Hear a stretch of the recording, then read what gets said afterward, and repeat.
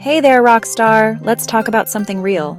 Something that might be holding you back from the incredible life you're meant to live. We're calling it job hugging. Picture this, wrapped around your job like a giant, cozy security blanket. It's familiar, it's comfortable. It pays the bills. You know exactly what to expect every single Monday morning. But deep down, there's a little whisper. A tiny voice asking, is this really it? Is this all I'm capable of? Job hugging is when you cling to a role not out of passion or purpose, but out of fear and familiarity. It's the ultimate comfort zone trap. So many brilliant people fall right into it. You didn't start this way. Nobody takes a job thinking, I'm going to settle here forever. It happens slowly, incrementally. Maybe you got a small raise.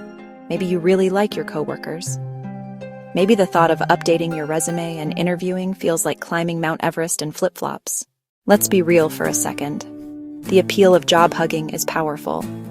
Your brain is literally hardwired to seek safety and avoid uncertainty. That's its job. Your current role is a known quantity. You've mastered the tasks. You understand the politics. You know exactly how to get through the week. This predictability creates a sense of psychological safety. It's a warm, cozy bubble where you feel competent and in control. The thought of stepping outside that bubble into the unknown world of job searching, learning new skills, meeting new people. So you stay. You hug that job tighter, convincing yourself that safety is the ultimate prize. The problem is, that gilded cage of comfort comes with invisible bars. While you're busy enjoying the security, you're not growing. True growth almost never happens in your comfort zone. It happens when you're challenged. By staying in a role that no longer pushes you, you're essentially pressing the pause button on your own development. When you're stuck in a job-hugging pattern, it's easy to focus on what you have. A steady income benefits a routine. But the most significant costs are invisible. They are the opportunities you're missing, the parts of yourself you're letting fade away. The first and biggest cost is your energy and passion. You have a finite amount of life force. Each day you spend in a role that drains you instead of excites you is a day you can't get back. That low-grade dread on Sunday nights, the mental and emotional exhaustion that has nothing to do with physical work, that's the tax you pay for staying in a soul-sucking job. This isn't just about being a little bored. It's a slow leak of your vitality. Beyond your energy, you're giving up financial growth. Yes, your job pays the bills now, but are you maximizing your earning potential? In a competitive market, staying at one company for too long without significant promotions can often lead to salary stagnation.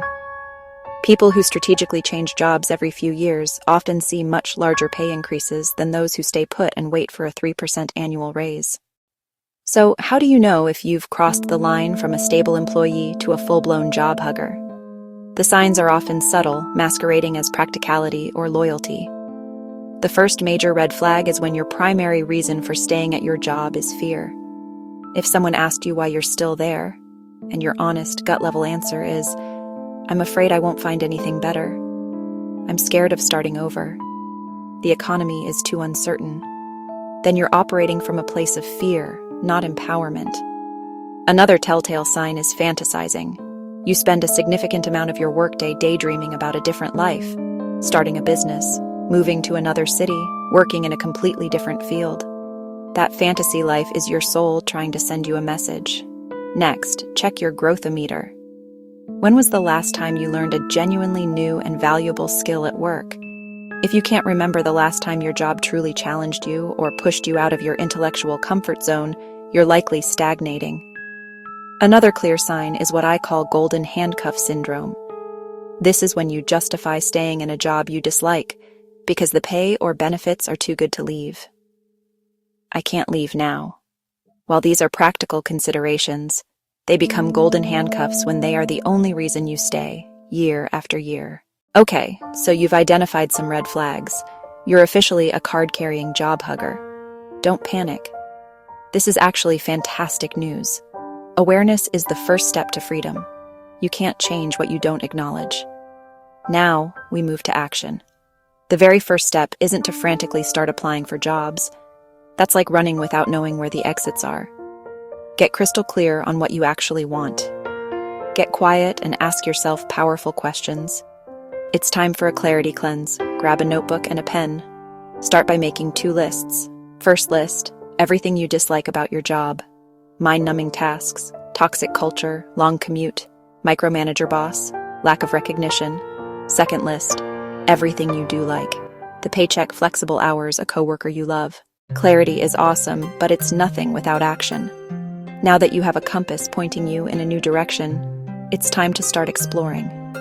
Not a cannonball. We're dipping our toes in the water.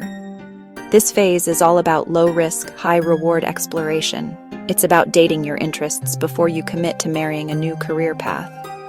This approach takes the pressure off and makes the process fun and exciting instead of terrifying.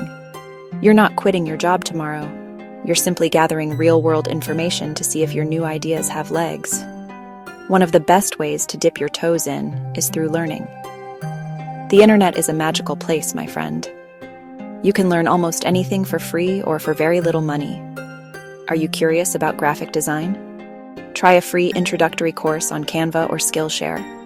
Thinking about coding? Spend a weekend on Codecademy or Free Code Camp. Interested in marketing? Watch a few dozen YouTube tutorials from industry experts. The goal here isn't to become an expert overnight. The goal is to see if you actually enjoy the work. Does it engage your brain?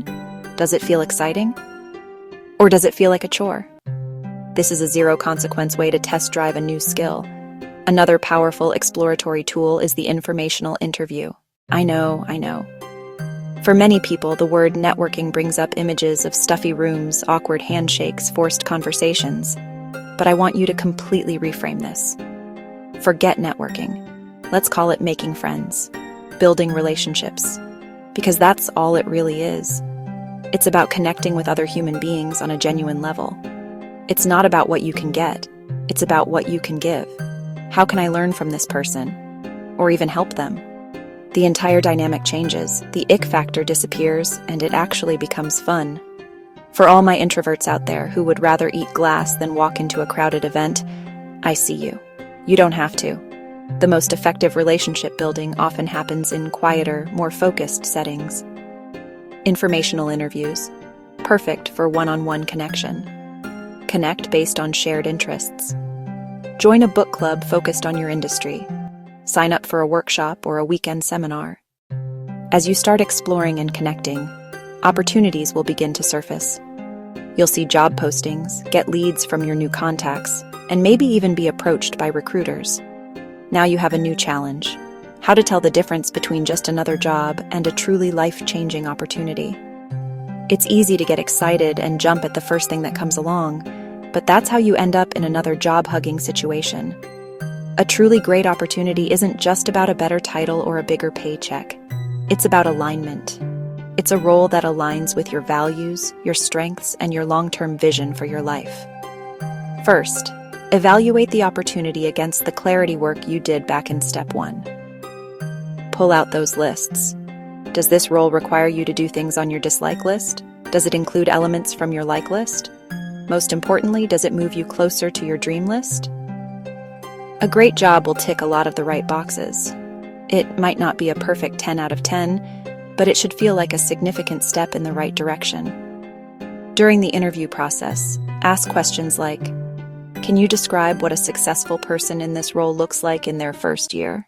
We've covered a lot of ground. And if you're feeling a little overwhelmed, that's okay. Take a deep breath. Remember, this isn't a race. You don't have to do everything all at once. The most important thing you can do right now is to make a decision. A decision to stop sleepwalking through your career. A decision to stop hugging a job that is no longer serving you. A decision to take back the steering wheel of your life. You are the Chief Executive Officer of You Incorporated. No one is more invested in your happiness, your growth, and your success than you are.